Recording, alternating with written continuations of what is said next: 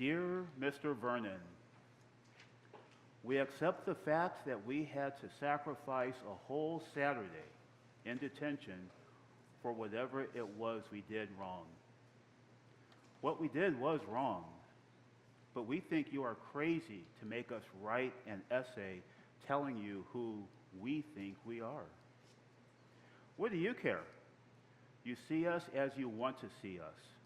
In the simplest terms, the most convenient definitions. You see us as a brain, an athlete, a basket case, a princess, and a criminal. Correct?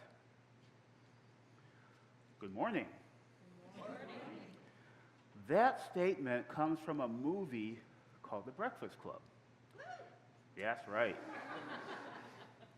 It's about 5 high school students from different cliques and social economic groups who had to spend several hours together in a Saturday detention.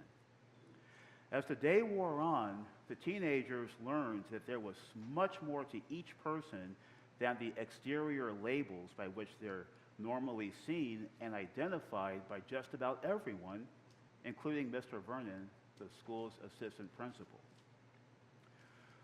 To be honest, we can all be a bit like Mr. Vernon in that we immediately size people up and judge who they are in the simplest terms and by the most convenient definitions.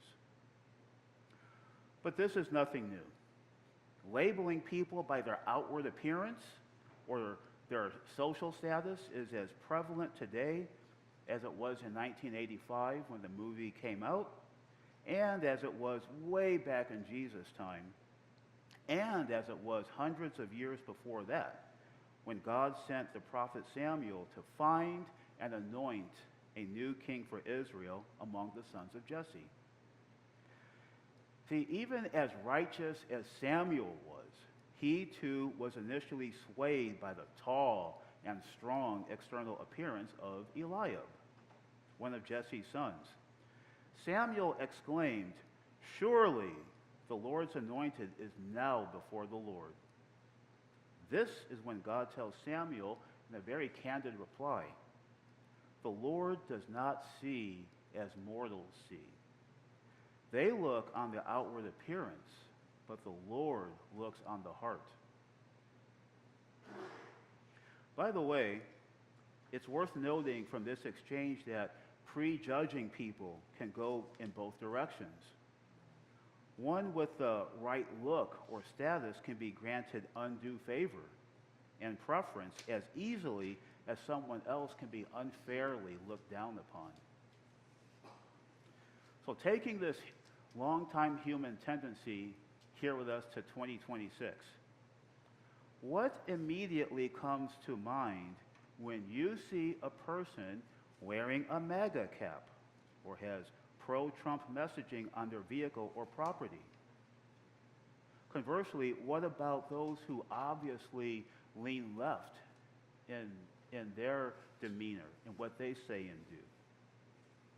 What do you think of a woman you see wearing a hijab or a man in a kufi skull cap?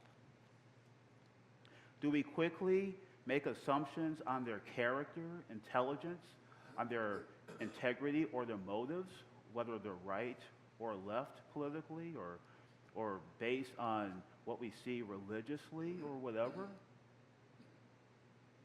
Based on outward appearances or circumstances, am I more prone to be more suspicious of this person and folks of their ilk, but automatically give grace, space, and leeway to that person that I may happen to be more drawn to, without knowing anything about that individual's personality traits or life experiences? Remember this, friends. People are not burritos. It's true.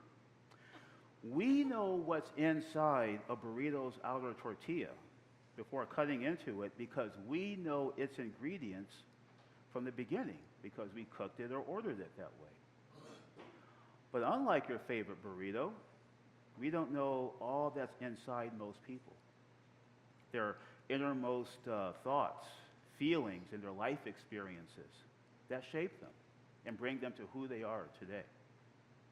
And this goes for people we may just casually know at school, at work, or in the community.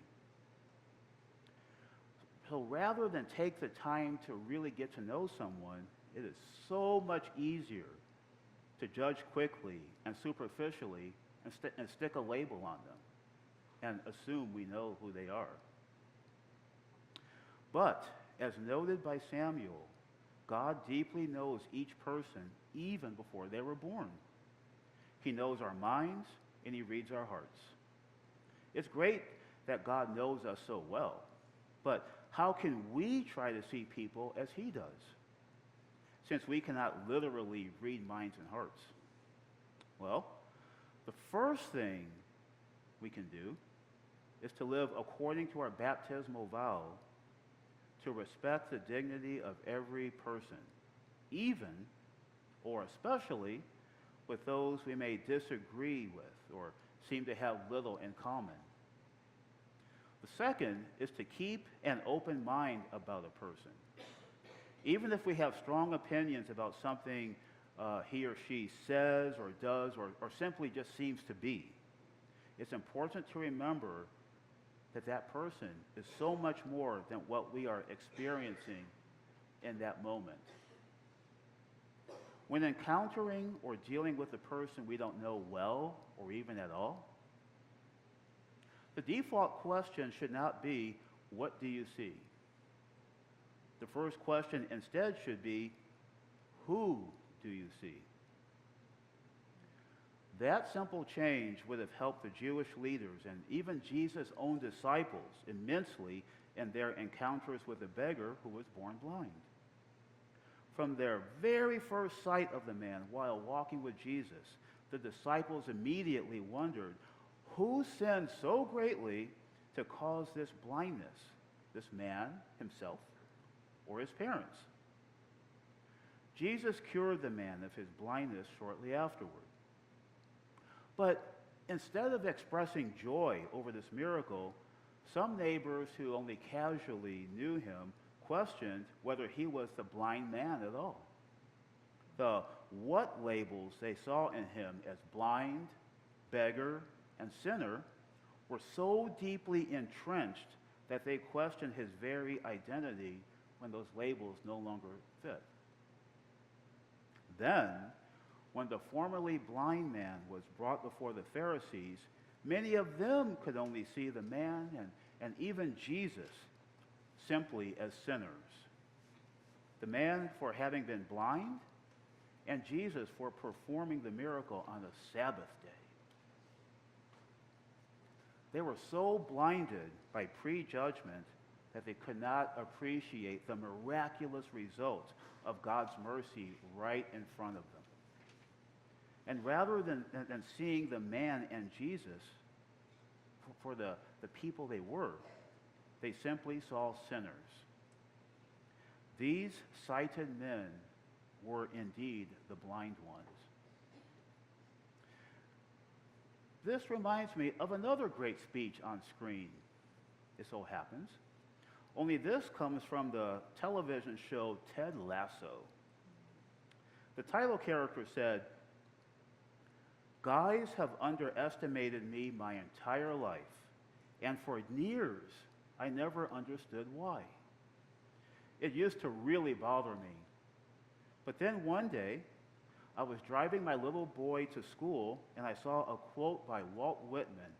It was painted on the wall, and it said, 'Be curious, not judgmental.' I like that." Now, I'll pause for a second right here to say that apparently Walt Whitman never wrote that.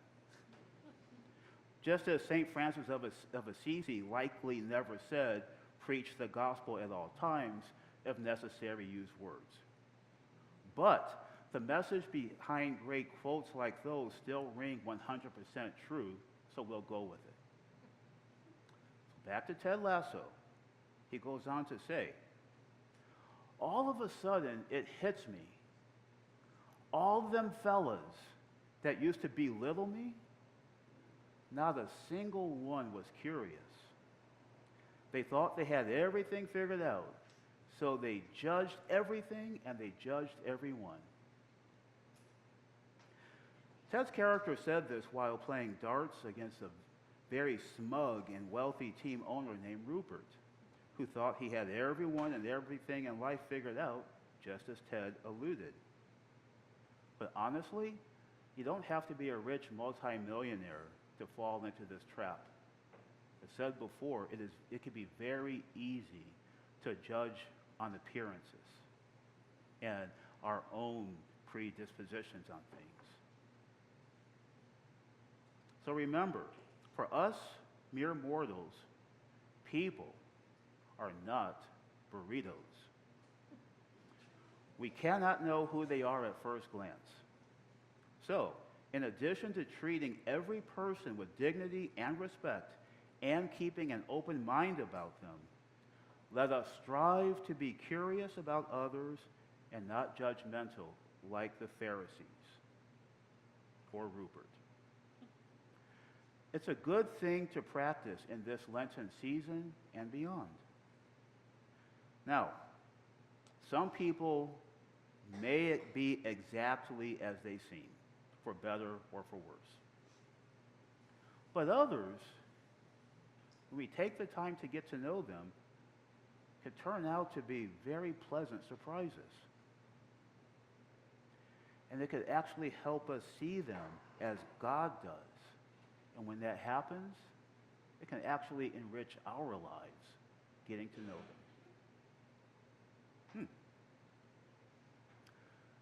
Amen.